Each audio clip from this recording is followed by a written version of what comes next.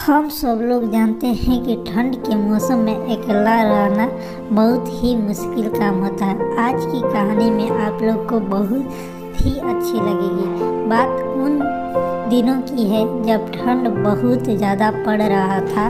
उस समय सब लोग अपने कमरे में बंद कर सो रहे थे, लेकिन उसी ठंड में एक बूढ़ी माँ अपने बेटे के साथ एक फटी हुई चादर में काँप रही थी। उसके पास एक ही चादर था और वह चादर उसके बेटा ही यूज कर रहा था।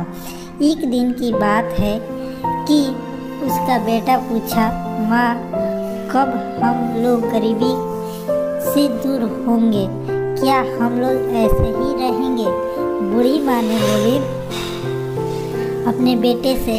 इस तरह की बात सुनकर बूढ़ी माँ ने बोला, नहीं बेटा, एक दिन जब तुम बड़े हो जाओगे तो ढेर सारे पैसे कमाना और हम सब लोगों की गरीबी दूर हो जाएगी। अपनी माँ के इस बात सुनकर उसका बेटा बहुत खुश हुआ और फिर अपने काम पर लग गया।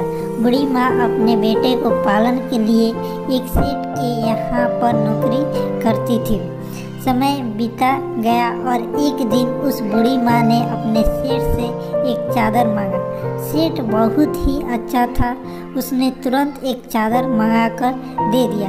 चादर पाकर बूढ़ी माँ बहुत खुश थी और बोली, एक दिन मैं जरूर इस चादर की कीमत चुकाऊंगा।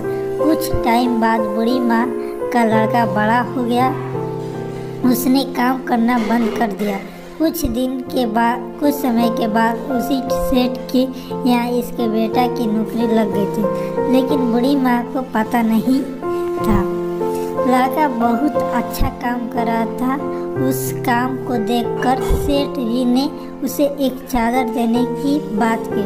सेठ जी की यह बात सुनकर लड़का बोला, सेठ जी मैं यह चादर अपनी माँ के हाथ से ही लेना चाहता हूँ। सेठ जी ने कहा, ठीक है। अगले दिन लड़का और सेठ जी उसके घर पर पहुँचे। सेठ को देखते ही उसकी माँ ने पहचान गई। जब सेठ ने बूढ़ी माँ को चादर दी तो बूढ़ी माँ ने कहा, सेठ जी मैं यह चादर नहीं लूँगा। सेठ जी ने पूछा, क्यों? बूढ़ी माँ ने बोला, अभी तो एक चादर उधार में है। मैं आपको बूढ़ी माँ की यह बात सुनकर सेठ जी को याद आ गया सब कुछ। उन्होंने बोला कि वह कर्ज तो आपने पहले ही उतार दिया है। आपने इस होनहार बेटे को मेरे पास रख। सेठ जी की बात सुनकर बूढ़ी माँ बहुत ही खुश हुई और बोली, जैसे मालिक आप सबको भगवान दे। इस कहानी से हमें यही सीख मिलती है कि हम लोग को कभी भी दूसरे के एहसान को भूलना नहीं चाहिए। अगर कहानी अच्छी लगी तो ज़रूर शेयर कीजिएगा।